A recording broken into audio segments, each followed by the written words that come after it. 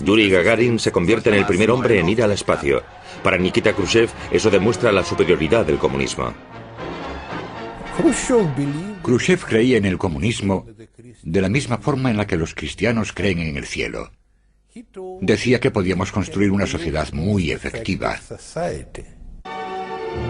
Solo 2 meses después de la cumbre de Viena comienza la construcción del muro de Berlín el 13 de agosto de 1961. Se cierra la brecha del telón de acero que permitía a miles de personas escapar cada día hacia Occidente. La construcción del muro de Berlín fue desde luego una derrota para el sistema, porque el muro demostraba que no se podían proteger a sí mismos y que no le resultaban atractivos al pueblo. La élite ya se había ido en 1961. Si no hubiesen cerrado esa vía de escape, también se habrían ido todos los demás, lo que resultaría intolerable porque seguían creyendo en la construcción de su Estado socialista. Por eso construyeron el muro, que se ajustaba a la lógica de ese experimento comunista tan particular. Leonidas Ilich Brezhnev es el nuevo y poderoso líder.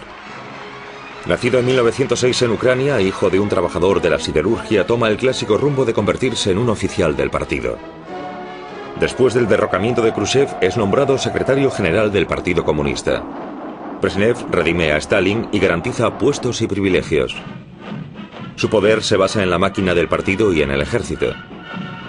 Restituye y extiende la presencia militar soviética en África y en Asia. 21 de agosto de 1968. Las tropas del Pacto de Varsovia entran en Praga. El gobierno checoslovaco condena la invasión como una violación de las leyes internacionales, pero no obstante dice al ejército y al pueblo que no opongan resistencia. Pero el pueblo hace frente a los tanques. La primavera de Praga finaliza de forma violenta. De manera retrospectiva, la Unión Soviética justifica sus actos con la doctrina de Brezhnev, el deber común de todos los miembros del Pacto de Varsovia de defender el socialismo. Tras la ocupación soviética de Checoslovaquia en 1968, escribí e hice público que ese era el inicio del fin del sistema soviético, porque eso significaba que ahora era un sistema basado enteramente en la fuerza militar y en la represión burocrática. El comunismo se basa en 2 pilares. El primero es el poder militar, tanques y misiles. El segundo es la ideología.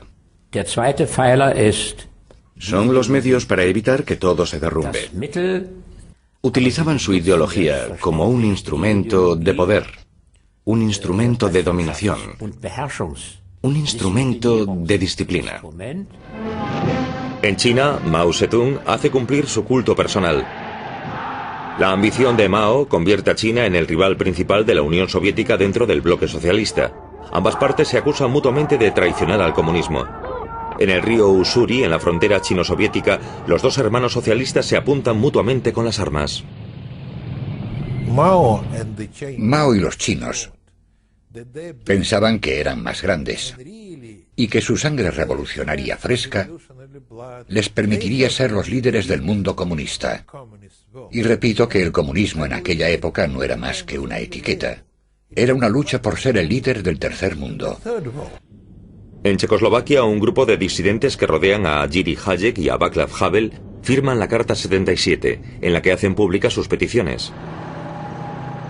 La reacción de los poderes comunistas es la represión. El número de prisioneros políticos aumenta. Después de Helsinki, la opinión pública observa con mucha atención cómo trata el aparato del Estado a los disidentes.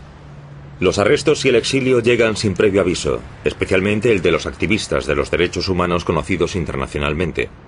La KGB intenta aislar del mundo exterior al premio Nobel de Física Andrei Sájarov. El escritor Alexander Solzhenitsyn es expulsado de la Unión Soviética. Las críticas públicas al sistema no están permitidas bajo el gobierno de Brezhnev. Afganistán, 1979.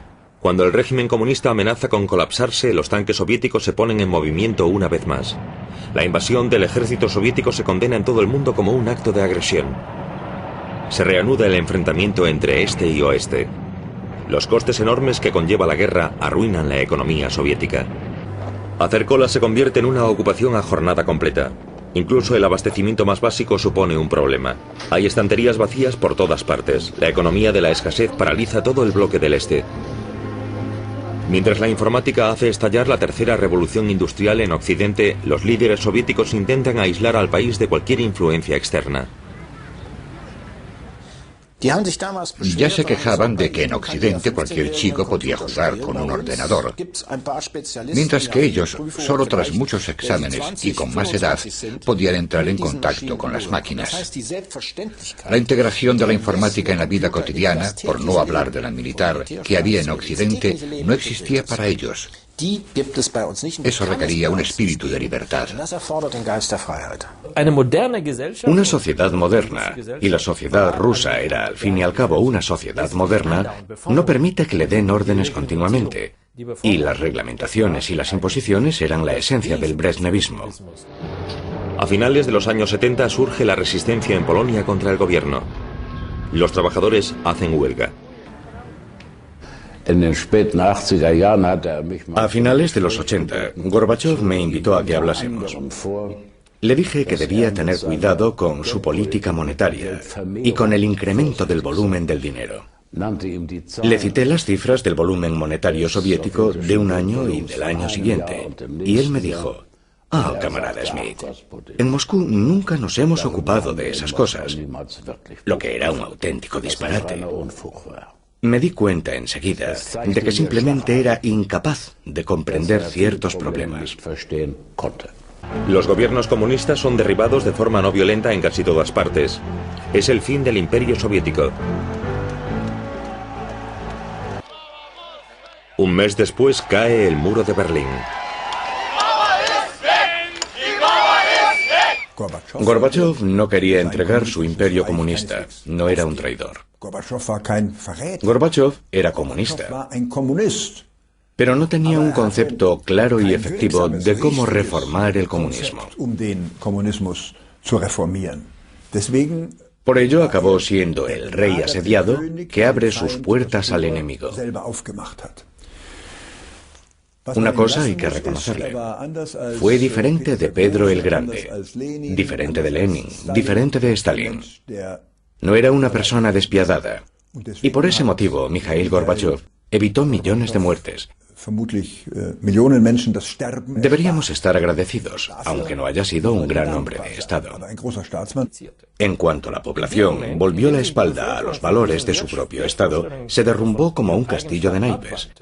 Ese fue el caso en 1917, y lo fue también en 1991.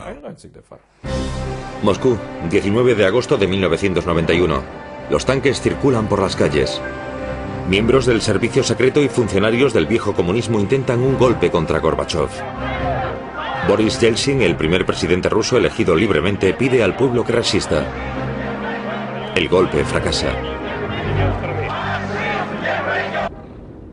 El 25 de diciembre de 1991, Gorbachov pronuncia un discurso por televisión presentando su renuncia como último líder comunista de la Unión Soviética. El gran experimento socialista que comenzó con Lenin en 1917 ha fracasado.